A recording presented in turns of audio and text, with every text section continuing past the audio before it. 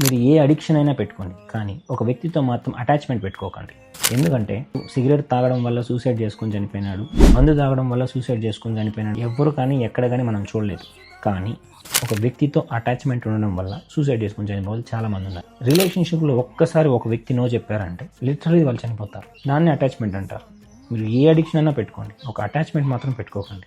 ఆ వ్యక్తి ఉన్నా లేకపోయినా మనం బతకాలి, బతికి చూపించాలి.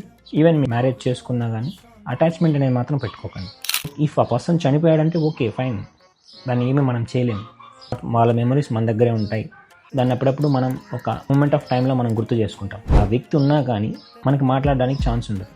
దాన్నే అటాచ్మెంట్ డిప్రెషన్ అంటారు. అసలు ఏ రిలేషన్షిప్లో కానీ, ఫ్రెండ్షిప్ కానీ, ఫ్రెండ్షిప్స్లో ఎవరు చనిపోయింది నాకు తెలియదు, బట్ ఒక రిలేషన్షిప్కి వెళ్ళే ముందు అటాచ్మెంట్ ఎక్స్పెక్టేషన్స్ మాత్రం చాలా తక్కువ పెట్టుకోండి. బీ రెడీ ఫర్ వాళ్ళు ఏ రోజు ఎక్కడ ఎప్పుడు బాయ్ చెప్తారో మీకు తెలియదు.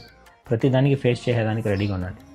మాది గొప్ప రిలేషన్షిప్, మాది లైలా మజ్ను లేదా మాది షాజహాన్ ముంతాజ్, ఇక్కడ ఎవరు లేరు, అంతా పోయారు పైకి.